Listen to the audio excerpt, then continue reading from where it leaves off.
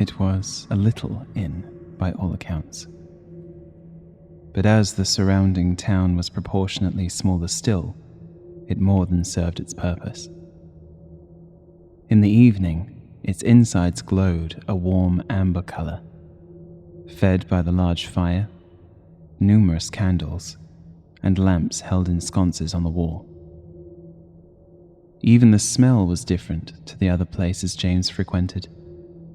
Where most places smelled like its burly locals, the overwhelming odour here was a deep but sweet pine fragrance, like that of the forest.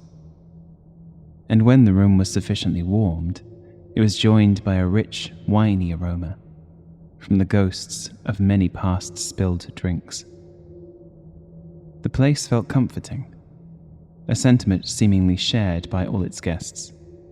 For as long as he had been visiting, James had never known a cross word be spoken between any of the fainting maid's patrons.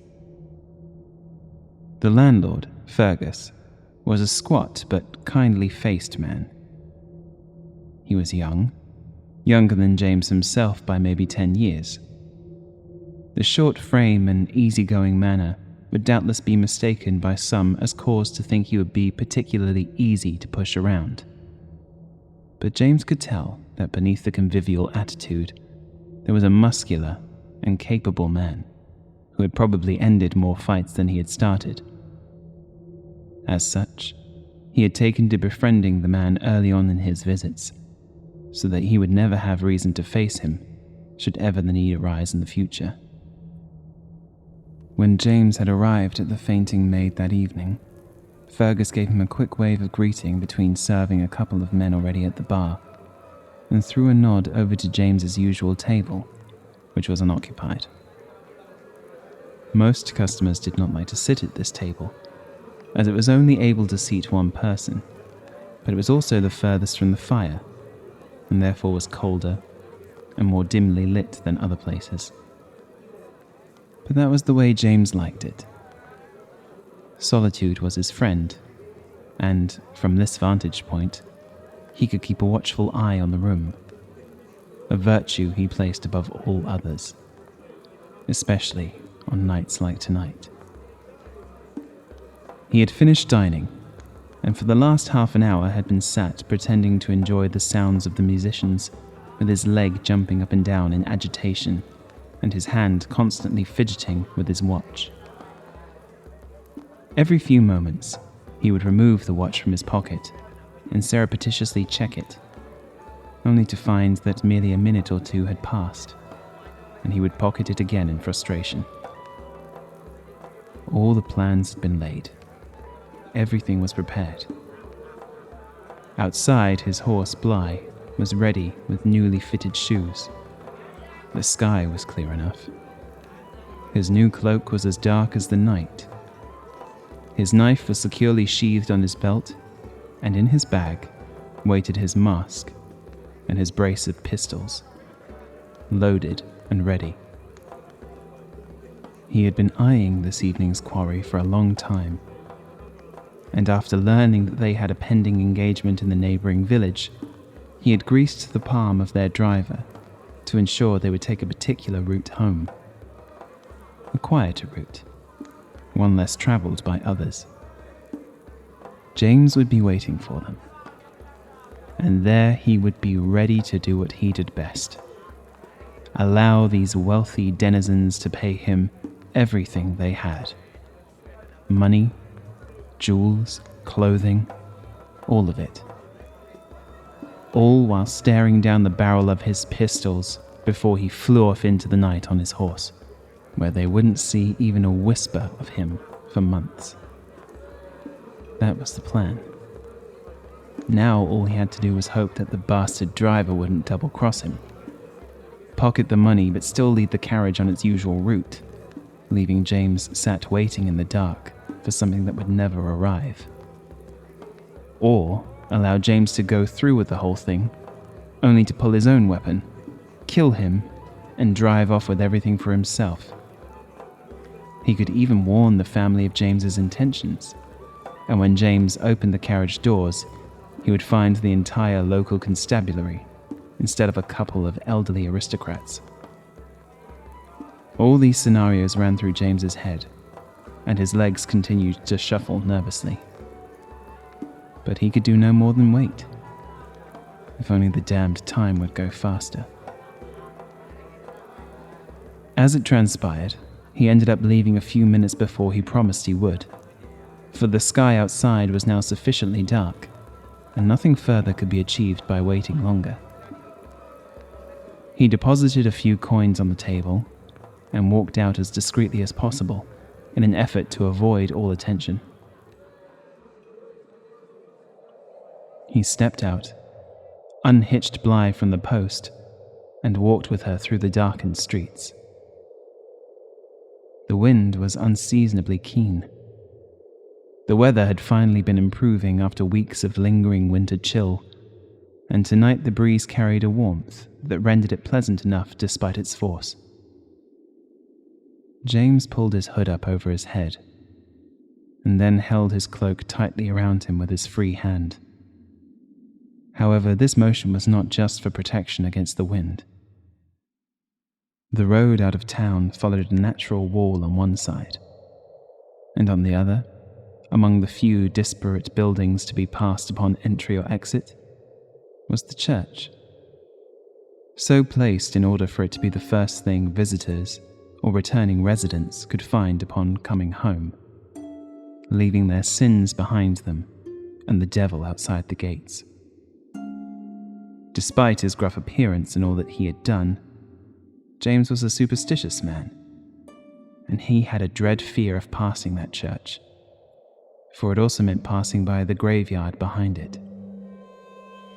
During the many years he had spent engaging in highway robbery, there had been rare occasions where the jobs didn't go according to plan, and he had killed those he had intended simply to steal from. Now, as he passed by the small graveyard, he fixed his gaze ahead of him and positioned Bly as a barrier between him and it, so as not to be able to look into it, for fear that he would see visions of the dead standing there among the tombstones.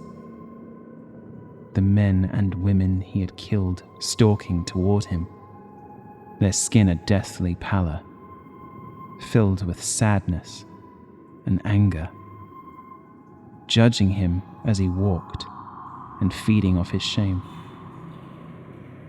In his most vivid nightmares, he sees them pulling him down into the earth to eternal damnation.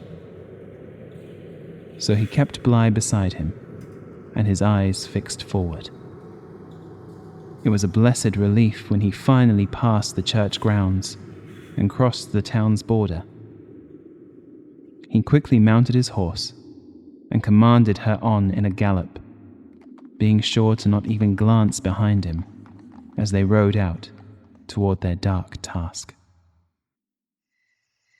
The route on which James had instructed the driver to lead the carriage cut through a local woodland, a path he had discovered by accident and used once or twice before, but had stopped as the old road was so forgotten and unused that it never rendered any worthwhile results. But instead of giving up on the location, he chose to use its remoteness to his advantage and came up with the plan he would use tonight. He knew that as soon as he made his move, that the road would no longer be trusted, or become usurped by others of his trade and therefore useless to his needs. So he was careful to make sure he chose the right job, one where the reward would eclipse any risk put forward. This evening, his patience and planning would pay off, as long as that damned driver didn't double-cross him. As he rode to his position, the trees wound their way in coils at either side of the road. In the moonlight, he could see the first, maybe the second layer of trees, but the darkness beyond that was impenetrable, perfect to hide in. James came to a long stretch of relatively straight road and decided it would be the ideal spot to set up. He dismounted Bly, and from his saddlebag he pulled out a small mallet and a stake which he proceeded to hammer into the ground at the edge of the road. He then tied Bly to it, guiding her so that she stood lengthways across the road, creating a barrier to prevent the carriage from progressing any further. James didn't have to guide her much, though. As they had done this so many times before, she knew the routine, and more or less assumed the position herself. The plan was to have the equine barricade stop the carriage, so James could then emerge from his hiding place down the path and ambush them from behind, where he would take everything they had of value, free his horse, and ride off into another town to hide. Bly gave a disgruntled snort, and he stroked her softly. There was rustling in the undergrowth as some small creature scurried away from the new arrivals, and James wondered if he would have to shoo off any other residents while he took up his position. He gave one last stroke to Bly, then feeling the familiar tingles of anticipation work their way into his stomach, he grabbed his bag and started down the path to lie in wait for his prey. The well-worn, dark leather mask sat in its familiar place on his face, slipping easily into its grooves and contours and covering everything around his eyes. The hat hid his bare scalp, so he could not by chance be identified by that feature either. His pistols waited by his side, and he had found the perfect position to hide in, just outside of the visible tree line as not to be seen, but close enough to the road to be able to act swiftly when the time came. Everything was how it should be, except that the carriage was not there. There had been an hour between when James had arrived and when the time had been arranged for the carriage to come.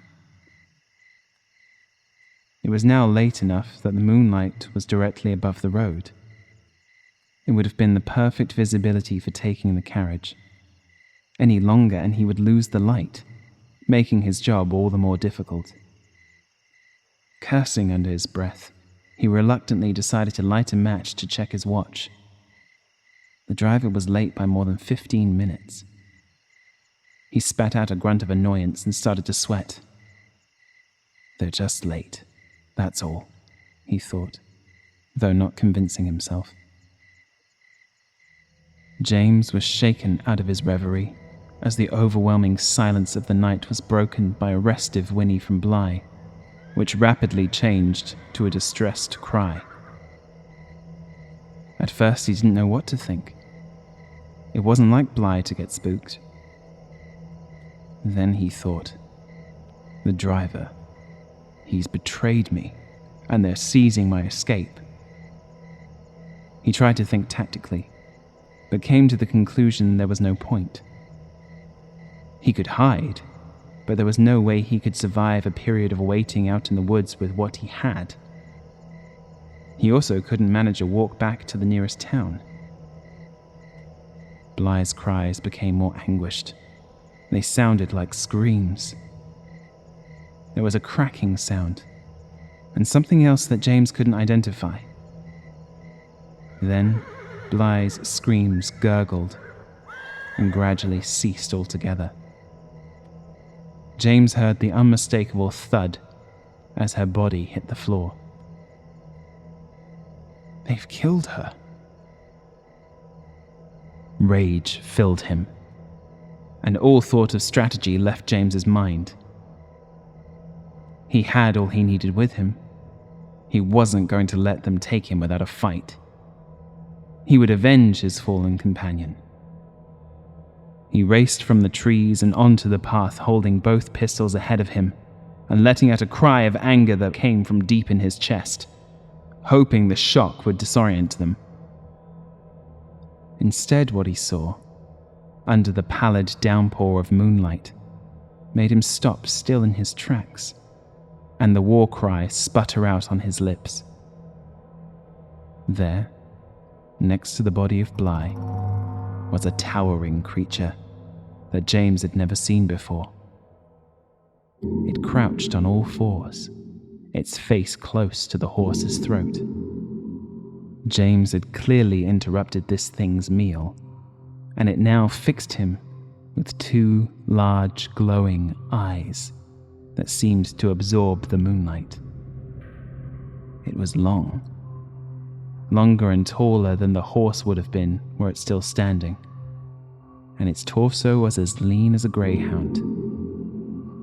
Its limbs stretched out and were almost oversized for its body, ending in appendages that were not paws, or hooves, or even hands. In fact, there were no words for what these could have been. James had never seen anything like them before. But at the end of each of them were two distinct claws. The great head, which was now turned to him, was deathly white and appeared fleshless. Where the nose should have been, there was only a great cavity with sharp, bone-like points protruding like small tusks on either end. It held a crown of large, winding antlers of a different, darker color. To James, it was like looking at the gigantic skull of a deer, alive with breath and eyes and a moving, hungry jaw. The tough man of many highway raids was dumbfounded, frightened to make a move. The beast continued to watch him. At first, it seemed reluctant to leave his kill, yet its body was poised in a way that could spring into a run at any moment if it got excited enough at the prospect of adding a second meal. James's breath quickened as his fear grew, and in a desperate panic, he cried out once more and fired one of his pistols at the monster. The sound of the shot and the feeling of the bullet did nothing to deter the great creature, but boil its excitement over. It started for the highwayman. James fired again, but this time the bullet completely missed the target. Both guns were now spent, and any form of defense between him and this great, hellish fiend was gone. He shouted into the night and bolted, running like a whip. His cloak billowed behind him in the keen wind, slowing him down. His hands fumbled at the clasp, but he could not keep moving and undo the cloak quickly enough to maintain the distance between him and his pursuer. He glanced behind and saw that the creature was gaining on him quickly, its long limbs moving easily, not even showing signs of strain. James cried out again and tried to quicken his pace, but the cloak kept slowing him down.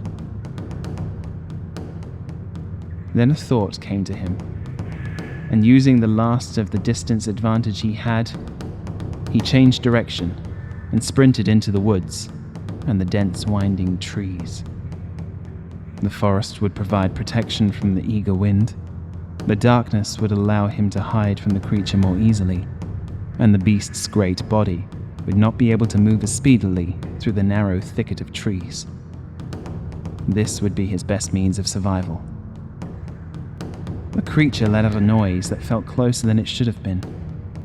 Not a roar, but something small and curiously communicative, as if it were speaking. James hoped it wasn't sending a message to another of its kind, ready to ambush him from inside the woods. Hoped that he hadn't just run into a trap. If he were not so focused on keeping himself moving, the irony would not have been lost on him. In the trees, James could hear it more acutely. The patter of the beast's long limbs thudding off of the earth, and the rasp of its breath as it kept pace.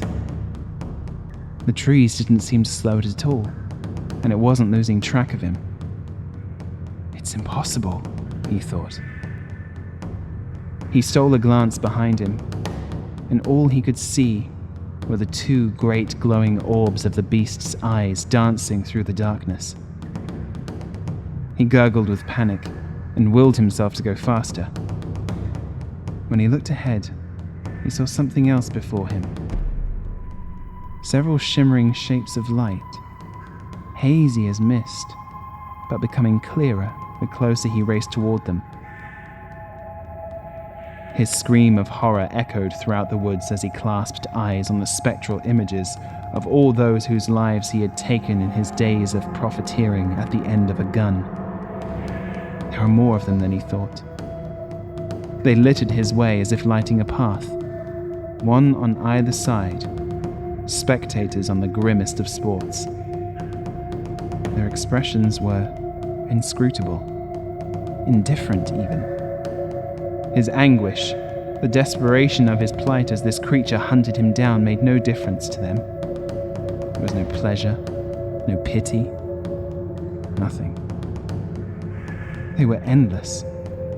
As soon as James had passed them all, the parade would start again. He could not escape them. The breathing behind him got closer still. James shouted out once more and changed direction again, hoping to escape the pathway of ghosts before him, but they appeared there as well.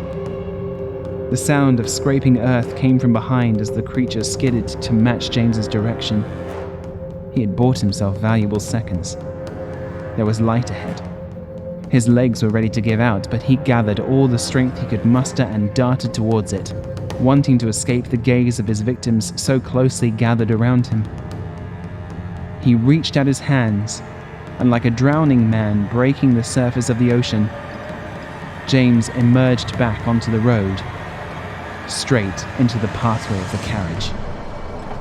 The horses ploughed into him and knocked him to the floor, their great hooves trampling him, breaking bones, before the large wheel of the carriage rolled over him, snapping his back, then hit the ground with a crack, sending the carriage toppling onto the ground. Days passed before the road was used again. The people who discovered the accident site only found the ruined carriage.